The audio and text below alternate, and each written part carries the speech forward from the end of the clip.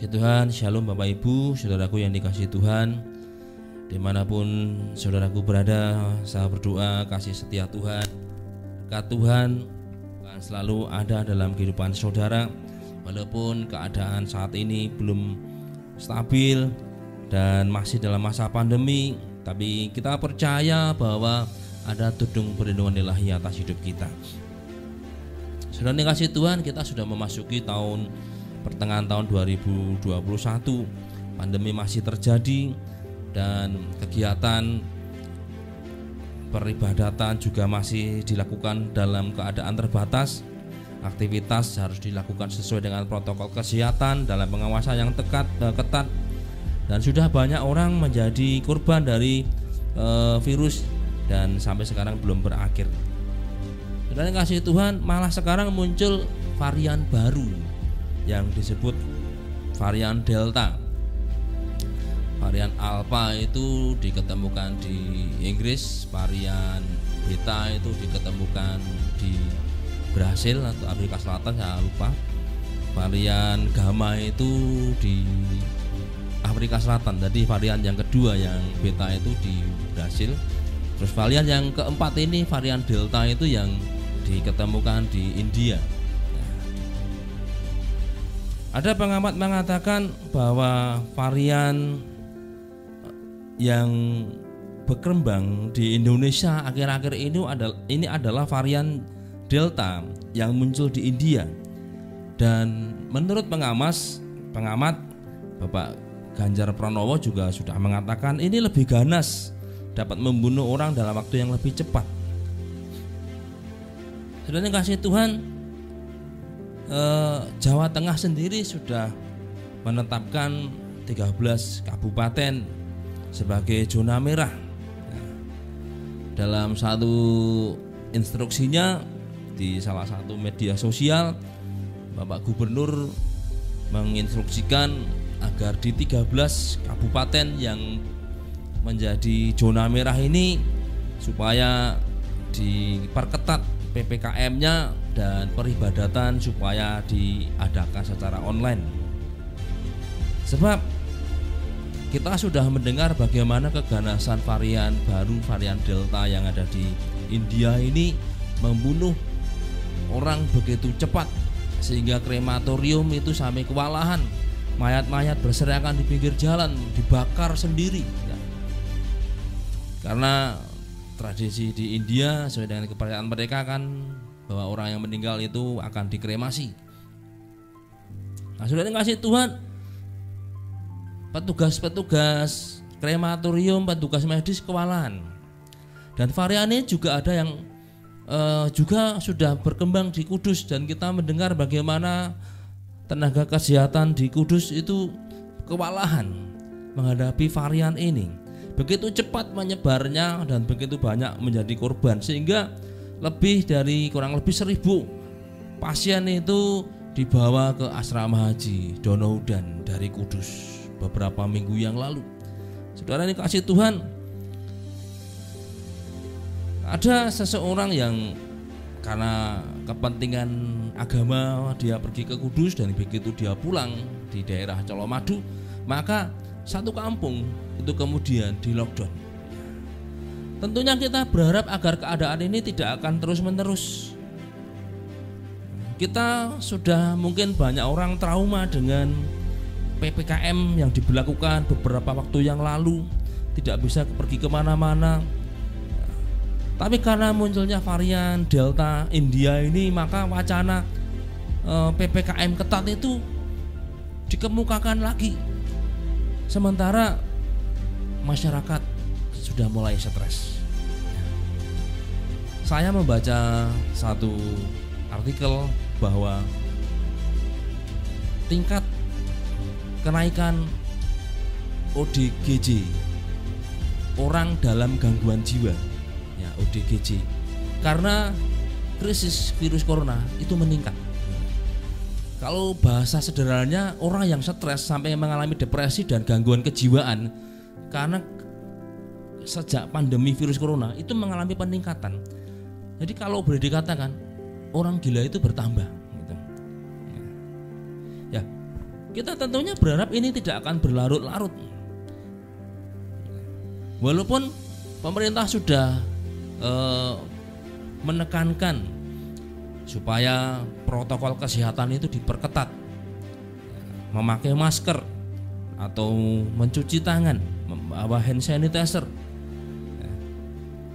Tapi seperti masyarakat ini seolah-olah sudah mungkin stres, malah akhirnya tidak menerapkan protokol dengan baik.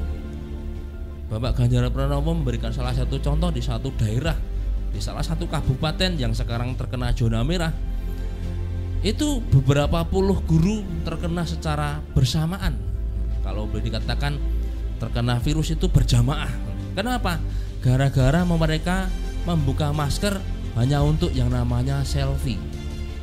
Dan akhirnya kurang lebih 13-15 guru itu terkena virus varian Delta ini. Ini terjadi di satu sekolah. Tentunya kita sangat menyayangkan, saudara yang kasih Tuhan. Pemerintah sudah berupaya untuk menekan penyebaran virus corona dan melakukan tindakan-tindakan preventif serta usaha untuk memulihkan masyarakat dari dampak virus corona dengan pemberian bantuan-bantuan dan sebagainya. Tapi saya menilai bahwa permasalahan itu sebenarnya terletak pada masyarakat itu sendiri. Kalau masyarakat mau nurut aturan yang ditetapkan pemerintah, maka pemerintah akan lebih mudah dalam menanggulangi penyebaran virus corona.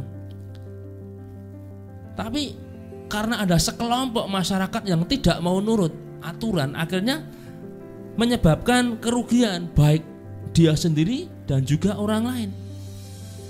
Dan tentunya ini akan berdampak tidak baik. Akhirnya ada kelompok yang kemudian menyalahkan pemerintah, ada yang menganggap pemerintah tidak siap, ada yang mengatakan pemerintah tidak bisa bekerja dengan benar. Padahal sumbernya adalah adanya kelompok orang yang tidak mau nurut aturan. Nah, ini perlu kita terus dukung, doa agar pemerintah dalam kondisi keadaan yang seperti ini, di tengah vaksinasi yang dikerjakan, di tengah munculnya varian baru yang lebih ganas, pemerintah sudah berusaha dengan begitu maksimal mendatangkan antivirus atau vaksin yang harganya itu sangat mahal dan itu diberikan secara gratis. Itu satu kredit, satu poin yang luar biasa, karena jumlah masyarakat di Indonesia lebih dari 200 juta dan diberikan secara merata usia 18 tahun ke atas. Seandainya setiap orang diwajibkan membeli sendiri, tentunya ini akan sangat mahal. Tapi kalau diberikan secara gratis, mari kita mendukung. Kenapa? Sebenarnya itu adalah untuk kebaikan warga negara Indonesia sendiri. Walaupun memang vaksin itu tidak menjamin untuk luput dari virus corona, tapi setidaknya sudah ada tingkat kekebalan terhadap virus ini. Maka pengamat mengatakan seandainya terpapar itu tubuh sudah mengenali jenis virus sehingga dapat melemahkan virus itu.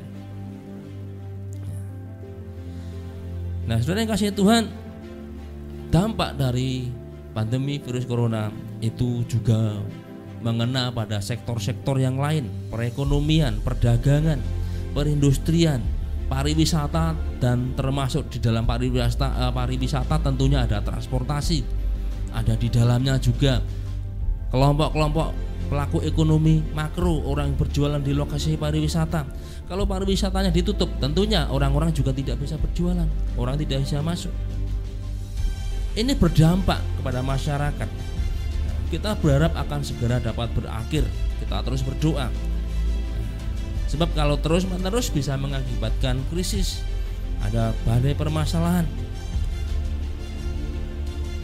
Tapi satu hal, bahwa di tengah keadaan krisis banyak orang stres. Tadi saya katakan menurut survei ternyata ODGJ meningkat selama pandemi. Orang dalam gangguan jiwa itu meningkat.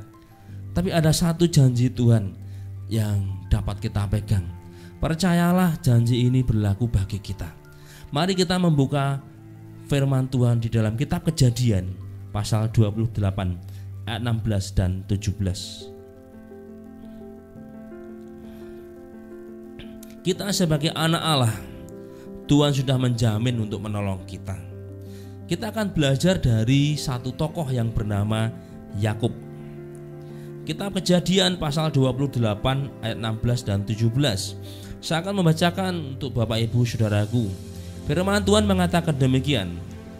Kejadian 28 ayat 16 dan 17. Ayat 16 mengatakan, ketika Yakub bangun dari tidurnya, berkatalah ia, sesungguhnya Tuhan ada di tempat ini dan aku tidak mengetahuinya.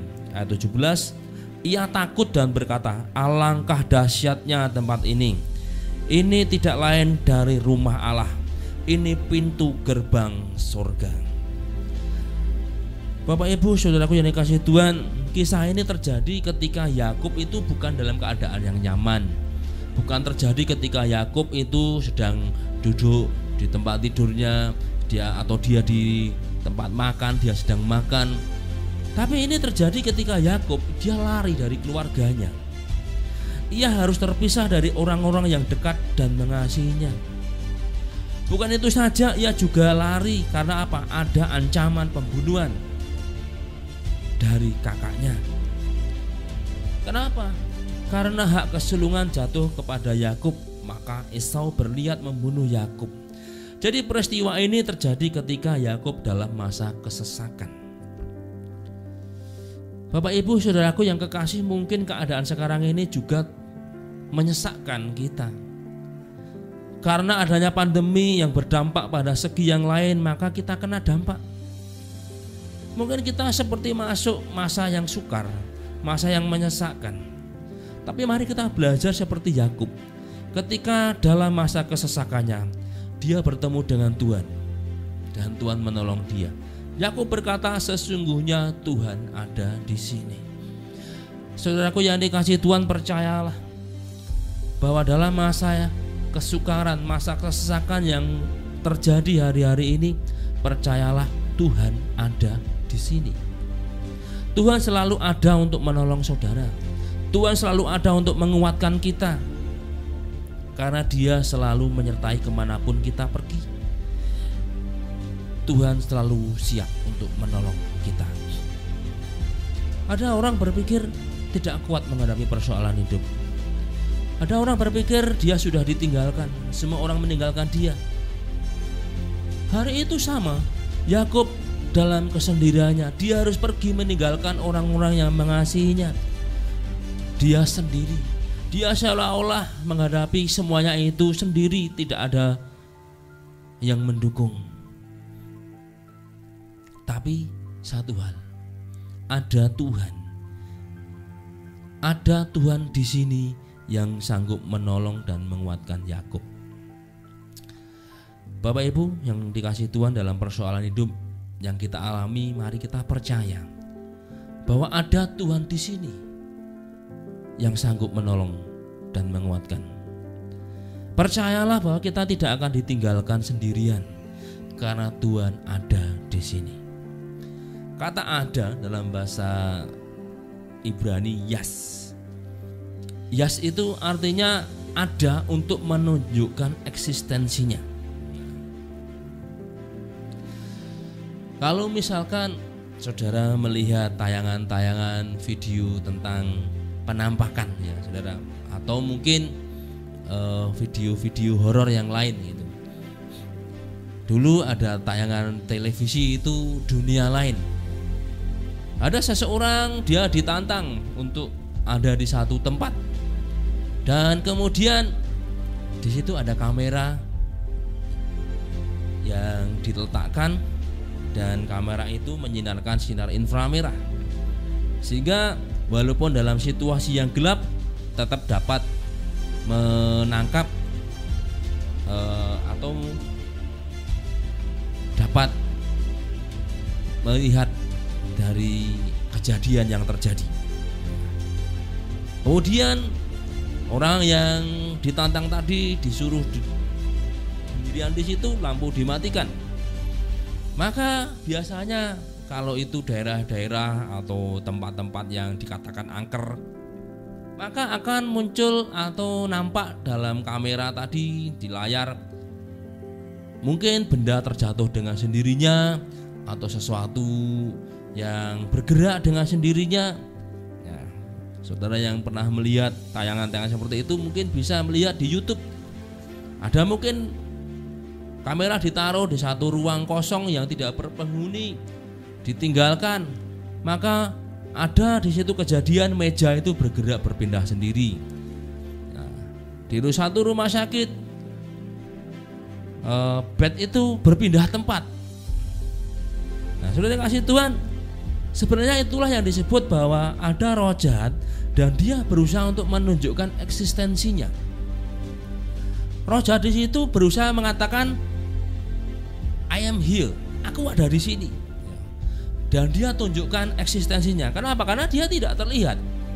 Maka dia tunjukkan eksistensinya dengan menggerakkan benda-benda yang ada. Itulah yang disebut dengan jas, tapi dalam konotasi yang tidak baik, ya kan? Artinya walaupun tidak kelihatan, tapi dapat dibuktikan keberadaannya. Walaupun tidak kelihatan, tapi dapat menunjukkan eksistensinya. Nah, orang yang ditantang di situ dia tidak melihat adanya makhluk yang berbentuk apa, dia tidak melihat roh yang bentuknya bagaimana, tapi orang itu dapat merasakan eksistensinya. Kenapa? Karena makhluk itu atau roh itu menggeser mungkin meja, menggeser alat-alat yang lain, atau mungkin dia menimbulkan suara-suara tertentu. Saudara kasih Tuhan, Tuhan ada di sini. Artinya Tuhan itu ada, dia akan menunjukkan eksistensinya Tuhan. Kalau roh jahat ada, dia menunjukkan eksistensinya maka menimbulkan ketakutan. Tapi kalau roh Tuhan ada, dia walaupun tidak dapat dilihat dengan mata kita, tapi dia ada, dia akan menunjukkan eksistensinya. Nah, kalau roh jahat itu eksistensinya menimbulkan ketakutan, maka roh Tuhan ketika dia menunjukkan eksistensinya, maka akan menimbulkan kekuatan. Bapak Ibu yang dikasihi Tuhan, ini adalah realita. Tuhan ada di sini, maka Tuhan itu benar-benar ada dan dapat dibuktikan. Nah, kalau hari ini saudara mungkin mengalami satu permasalahan, saudara mengalami satu yang namanya kesesakan, percayalah Tuhan ada di sini. Artinya Tuhan ada, dia siap dan akan menunjukkan eksistensinya, akan membuktikan keberadaannya bagi saudara. Sama seperti gambaran saya tadi, roh jahat itu tidak dapat dilihat, tapi dia mau buktikan eksistensinya dengan dia menimbulkan satu bunyi-bunyi tertentu. Dia menggerakkan benda-benda yang ada supaya orang mengerti di situ ada eksistensi roh jahat. Maka orang ketakutan, karena roh jahat itu mesti akan menimbulkan ketakutan. Tapi karena roh Allah ada, dia pun juga akan menunjukkan eksistensinya. Dan eksistensinya ini akan menimbulkan kekuatan, akan menimbulkan penghiburan, akan menghilangkan ketakutan, kekhawatiran, dan kecemasan. Maka sering kasih Tuhan, walaupun hari ini keadaan yang menyesakkan, walaupun hari-hari ini orang mulai ketakutan kembali, wah jangan-jangan nanti kasus yang di Kudus akan menyebar ke daerah saya. Faktanya memang sudah menyebar.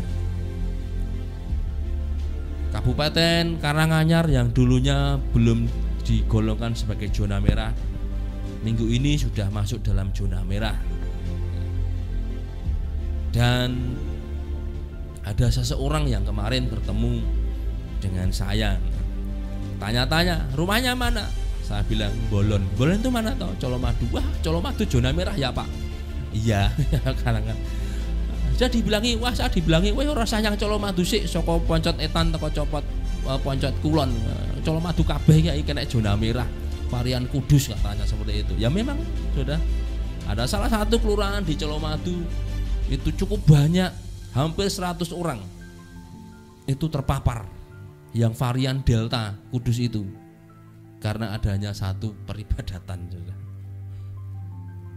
Karena apa? Tokoh agamanya ini pergi ke Kudus gara-garanya dan akhirnya menularkan kepada pengikutnya. Nah, sudah kasih Tuhan orang mulai takut. Wah, ini yang kudus itu bahaya kayak yang India. Bagaimana yang terjadinya? Mari kita anak Tuhan, kita jangan takut. Bukan berarti kemudian kita meninggalkan protokol kesehatan. Kita sebagai warga negara, pemerintah sudah menganjurkan prokes ketat, mari kita lakukan. Kita beribadah juga kita menggunakan prokes, jaga jarak. Waktu ibadah juga kita selalu berusaha untuk 1,5 jam. Kenapa? Karena masa masuknya virus itu diperkirakan 2 jam. Nah, kalau 1,5 jam ibadah itu 2 jam itu kan ditambah waktu berangkat dan waktu pulang. Itu diperkirakan 2 jam, harus segera cuci tangan, syukur mandi. Bajunya harus segera dimasukkan dalam mesin cuci. Ya. Paling tidak kalau misalkan masih akan dipakai nanti, maka disarankan akan dijemur di terik matahari minimal 2 jam, syukur lebih. Itu dapat membunuh virus. Tapi memang lebih baik ganti baju ya. Tapi masalahnya kalau ada kemudian jemaat, kita sudah menerapkan protokol, kita batasi ibadah 1,5 jam. Nah, kalau pulang ibadah terus pergi kemana? Nah, ini berbahaya, saudara. Pergi ke tempat kerumunan. Kalau nanti kena, gereja disalahkan, padahal gereja sudah menerapkan protokol dengan ketat. Yang makanya Bapak Gembala menghimbau pulang ibadah ya pulang. Selesai ibadah pulang, jangan bergerombol, jangan pergi ke tempat lain, pulang. Nah, kenapa? Karena masa 2 jam itu masa diperkirakan masuknya virus. Nah, maka sedapat mungkin hindarilah kerumunan dan segera cuci tangan, syukur bisa mandi. Nah, jadi gereja sudah mengikuti arahan dari pemerintah untuk melakukan protokol dengan ketat. Maka mari kita sebagai anak-anak Tuhan juga nuruti protokol dengan ketat. Tapi di balik semua itu ada satu yang dapat kita pegang. Tuhan ada di sini. Tuhan ada untuk menunjukkan eksistensinya. Maka kita tidak perlu takut. Memang ini harus terjadi. Badai harus terjadi. Keadaan kesukaran, kesesakan memang harus terjadi, tapi Tuhan bertanggung jawab terhadap anak-anaknya. Sama seperti Tuhan menolong Yakub, Tuhan yang sama akan menolong saudara. Panggil nama Yesus, dia akan buktikan dia benar-benar ada. Dia akan buktikan eksistensinya. Yesus ada bagi kita. Nah, Yakub juga berkata, alangkah dahsyatnya tempat ini. Terjemahan lain menulis betapa menyeramkan tempat ini. Nah, seram di sini bukan konteks ada hantu seperti ketika tadi saya gambarkan ada orang tantangan atau uji nyali misalkan, dan kemudian hantu ada di situ dan kemudian dia tunjukkan eksistensinya, maka timbullah meja bergerak sendiri. Oh, menyeramkan, orang mengatakan demikian. Konteks menyeramkan di sini bukan seperti itu, saudara. Konteks Tuhan ada di sini itu maknanya ada kedahsyatan Tuhan yang dinyatakan gitu. Kata dahsyat dalam bahasa Ibrani yare. Yare itu arti pertama itu menakutkan, mengerikan. Bagi lawan-lawannya, maka yare itu artinya menakutkan, mengerikan. Sebagai contoh, Mesir sudah mengalami betapa mengerikannya ketika tangan Tuhan menekan mereka. Yare, menakutkan karena mereka mengalami begitu ketakutan. Itulah demi itulah yang terjadi, bagaimana Tuhan menghajar orang Mesir. Air menjadi darah, matahari tidak bersinar, muncul bara, penyakit sampar pada ternak. Pada tulah kesekian sampai tulah terakhir, seluruh Mesir dihajar habis-habisan, tapi Goshen luput. Ketika terjadi hujan badai, hujan es di tempat kita itu paling hanya sebesar kelereng atau lebih besar dikit ya. Saya pernah melihat bagaimana hujan es di Australia itu, ada hujan es sebesar bola golf, hampir sebesar bola tenis. Itu mengenai mobil kacanya pecah. Tapi menurut perkiraan di situ, pada masa hujan es di Mesir itu bukan sebesar bola golf. Kenapa? Alkitab nulis, sejarah mencatat hewan ternak tertimpa bongkahan es itu sampai mati. Bongkahan es itu bisa sebesar batu yang diperlukan 3-4 orang untuk mengelilingi, bercakupan tangan bisa mengelilingi. Saudara, menimpa pohonnya itu hancur. Berarti itu kan bukan seperti kerikil. Itu batu-batu besar yang menimpa rumah sampai rumahnya hancur. Tapi ketika mereka melihat ternyata di Gosen tidak terjadi hujan es. Nah, Tuhan mengajar orang-orang Mesir pada masa itu menimbulkan ketakutan. Itulah yang namanya dahsyatnya Tuhan. Bagi lawan-lawannya, kedahsyatan Tuhan itu menimbulkan kengerian. Bagi lawan-lawannya, kedahsyatan Tuhan menimbulkan ketakutan. Orang Amalek, orang Kanaan itu mengalami betapa mengerikannya Tuhan. Dalam satu perkataannya, Musa berkata kepada orang Israel supaya mereka tidak takut untuk memasuki tanah Kanaan, walaupun di sana berdiam orang-orang enak, berdiam suku-suku raksasa. Tapi Musa berkata, Tuhan akan menghalau mereka. Tuhan akan mengirimkan tabuhan. Nah, apa tabuhan di sini? Tabuhan ini bukan bunyi-bunyian. Tabuhan itu apa? Tabuhan itu sejenis tawon yang sangat besar. Nah, salah satu spek tawon yang mengerikan itu namanya tawon Vespa. Nah, kenapa disebut tawon Vespa? Tawon ini cukup besar dan orang yang disengat tawon ini itu bisa mengalami yang namanya demam sampai dia meninggal. Beberapa kasus orang yang disengat tawon Vespa itu mereka meninggal. Nah, tawon itu besarnya kira-kira sebesar ibu jari tangan kita. Cukup besar, saudara. Tapi tabuhan itu jauh lebih besar lagi.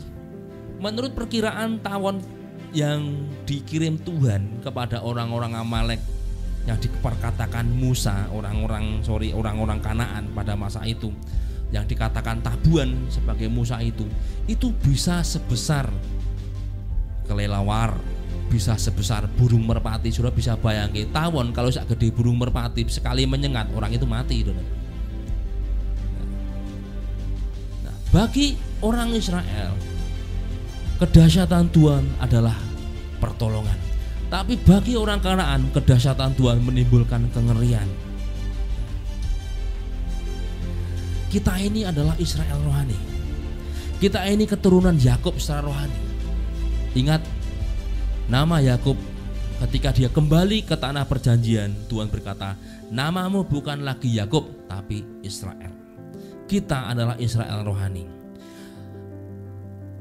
Maka kita dapat berkata, alangkah dahsyatnya tempat ini ketika Tuhan hadir di sini. Walaupun keadaan di sekitar kita, di bangsa ini, di dunia bahkan sedang kesesakan, ada permasalahan, ada krisis, tapi kita sebagai Israel rohani kita dapat berkata, alangkah dahsyatnya tempat ini.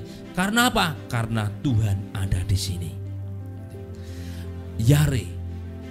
Bagi kelompok lain yang menentang Tuhan itu menimbulkan kengerian, tapi bagi kita itu adalah bukti eksistensi Tuhan yang dahsyat. Yare juga punya arti yang lain, yaitu to cause astonishment and awe. Artinya menyebabkan keheranan dan kekaguman.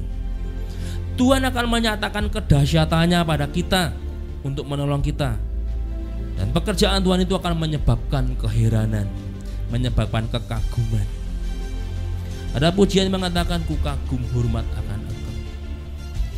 Itu berbicara tentang kedahsyatan Tuhan. Ketika kedahsyatannya dinyatakan, maka akan muncul betapa dahsyat, betapa membuat itu keheranan dan kekaguman orang pada Tuhan. Maka saudara yang dikasih Tuhan, walaupun hari ini masa sukar, mari kita percaya Tuhan ada di sini. Tuhan akan menyatakan kedahsyatannya bagi kita. Kekaguman dan keheranan akan muncul. Yakub mengalami pertolongan Tuhan yang ajaib ini. Setelah dia bertemu dengan Tuhan, Maka dalam perjalanan hidupnya Tuhan mengubah, Tuhan bekerja sehingga hal-hal yang mengherankan dan mengagumkan terjadi dalam hidup Yakub. Di tengah kesukaran, Yakub justru memperoleh banyak berkat. Dia memperoleh banyak ternak. Salah satu contoh saja bagaimana ketika Yakub memperoleh ternak. Untuk mendapatkan ternak yang kuat, Yakub melakukannya. Untuk mendapatkan ternak yang berbelang-belang, dia mengubas, ada dahan pohon nawar, ada pohon buah badam, sebagainya. Saudara, kalau itu dikontekskan atau diteliti secara ilmiah, itu nggak ketemu nalar, saudara. Kenapa? Nggak mengubah gen sebenarnya, tapi itu terjadi. Bagaimana mungkin kambing yang putih dapat mengeluarkan, kambing yang berbelang-belang bisa mengeluarkan yang putih mulus? Tapi itu terjadi. Dalam teori rekayasa genetika, apa yang dilakukan Yakub itu tidak bisa dipertanggungjawabkan secara ilmiah, saudara. Sebab dalam teori rekayasa genetika, maka akan diambil selnya untuk diperkembangbiakkan. Nah, ini Yakub tidak mengambil sel.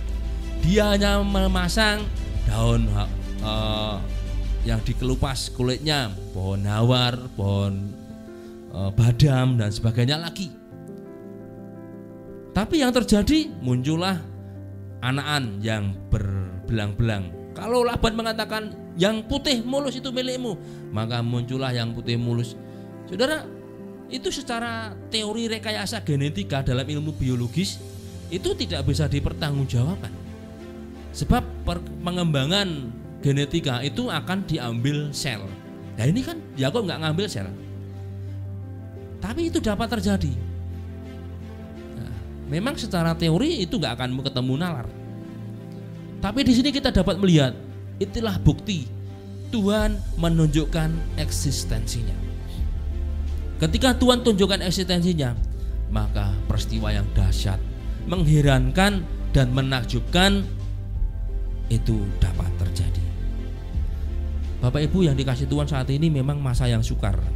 Tapi kalau kita disertai Tuhannya Yakub, maka dalam jalan hidup kita, maka akan menimbulkan keheranan dan kekaguman. Orang akan merasa heran dan kagum kepada saudara. Kenapa? Karena Tuhan akan tunjukkan eksistensinya dalam hidup saudara. Artinya orang akan melihat betapa ajaib dan dahsyatnya Tuhan itu dalam hidup saudara. Nah, Yakub juga berkata, ini adalah gerbang surga, Sya'ar Shamayim. Berbicara tentang gerbang, maka gerbang itu adalah pintu keluar masuk. Pada zaman dahulu, gerbang itu menjadi akses tunggal. Nah, dalam cerita kasus di Yeriko, ada satu gerbang menjadi akses tunggal. Dan kalau menjelang malam, maka gerbang itu ditutup, orang tidak akan dapat keluar masuk.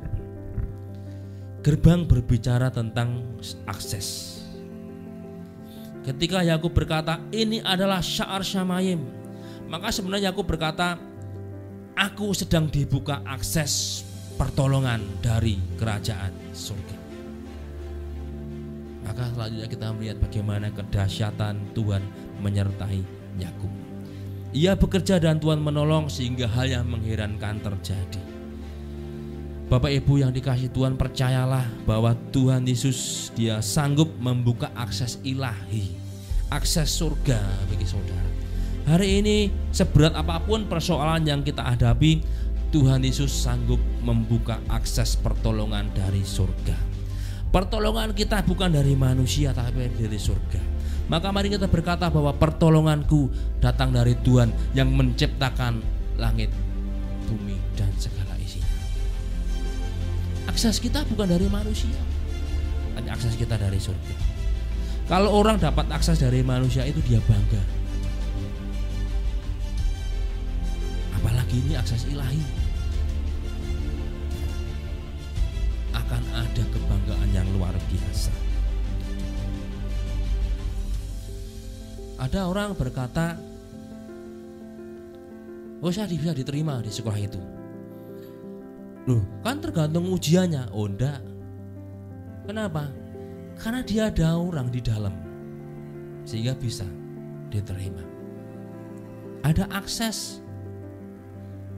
Ada lagi orang berkata, oh saya sudah diterima di sekolah itu. Loh, ini kan belum pendaftaran. Iya, saya ada akses karena apa? Prestasi. Ada orang berkata, saya diterima di pegawai negeri. Kok bisa? Iya, karena saya berprestasi. Ada akses khusus. Itu membuat orang merasa bangga. Nah, akses kita itu bukan akses manusia, bukan akses birokrasi, bukan akses prestasi, tapi akses kita adalah akses ilahi. Gerbang surga dibuka. Sya'ar syamayim bagi kita. Walaupun hari ini keadaan yang sulit, masa yang sukar, tapi percayalah karena ada Tuhan Yesus. Dia akan tunjukkan, akan buktikan eksistensinya bagi kita untuk menolong kita. Dan pertolongannya itu selalu ajaib. Kenapa? Karena datang dari surga. Gerbang surga terbuka bagi kita. Nah, puji Tuhan, bila firman Tuhan ini menjadi berkat dan menguatkan setiap kita. Tuhan Yesus memberkati.